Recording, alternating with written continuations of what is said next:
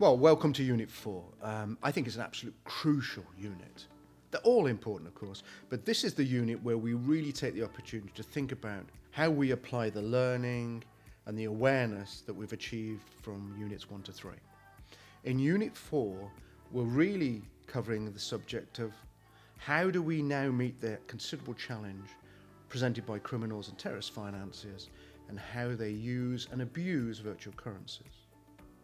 It will follow a very simple story and framework of how to conduct a risk assessment, what controls can be applied of those risks, and ultimately how we position the higher, medium and low risk assessment of those risks we've identified.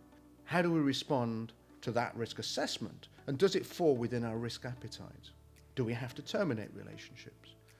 If we don't terminate the relationship, how do we monitor the relationship and the risks? And we'll introduce concepts such as simplified due diligence and enhanced due diligence, because we've only got so much resource and time and people and technology that we can apply.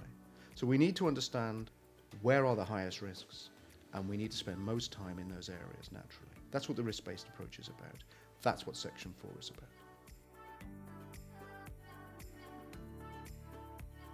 What a great question that is, and one that's really quite important to address.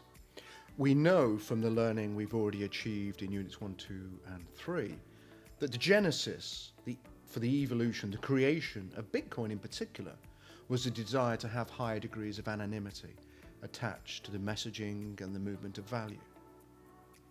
We need to therefore recognise that an integral part for many people, enthusiasts and supporters of virtual currency, is the desire for my identity, for the identity of those sending funds, to be kept discreet, private.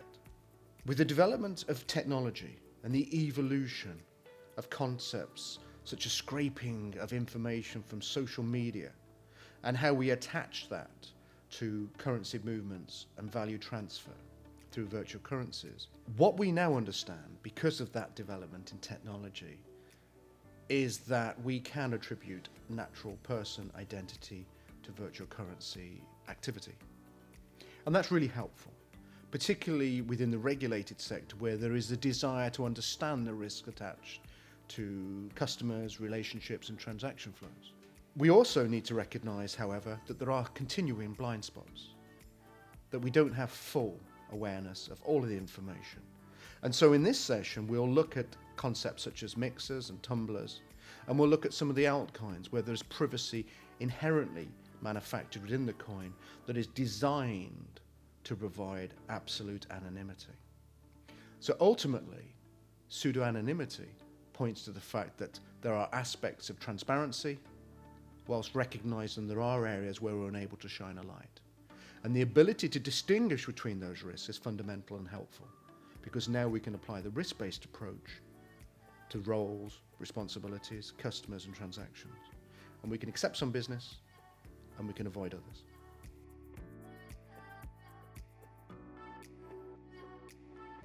Virtual currencies are widely disguised as being higher risk. There are several factors that drive that assessment. What we'll look at in this particular segment are areas such as the use of anonymizers, mixers, tumblers, or coins that have a high level of privacy attached and designed and manufactured in there, such as Monero, Dash or Zcash. We'll also look at the potential misrepresentation and fraud attached to ICOs in the form of scams, where consumers become the victim. We'll look at therefore Ponzi schemes, some really notable cases where promotion of an opportunity to invest in an ICO was nothing more than a mirage.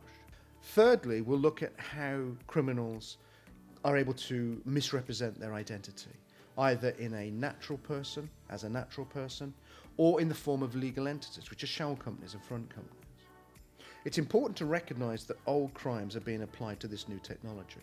And finally, we'll look at the use and misuse of virtual currencies in acquisition crimes, where the currency itself is quite lawful, but its use is unlawful, where criminals have acquired illicit drugs, narcotics, online, or else arms and weapons. The sins that can be attributed to the use and misuse of virtual currency are therefore quite diverse. Well, by the end of Unit 4, I'm rather hoping, expecting, he says, that you'll learn a great deal about how the risks attached to virtual currency can be managed. We hope that you'll have a better appreciation of some very diverse risks that you may or may not have been aware of, and the steps that can be taken to control and mitigate those risks.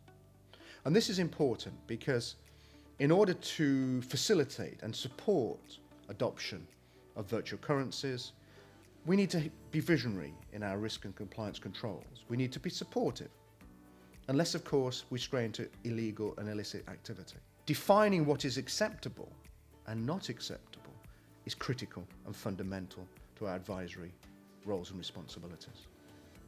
And so, in summary, I hope that in this section you'll have gained enough information to give you the comfort and confidence to make an active contribution, a supportive, a sensitive and commercially aware contribution to virtual currency risk management. It is important and fundamental to us that risk and compliance professionals are appropriately informed and confident in becoming enablers of the adoption of virtual currency and not blockers.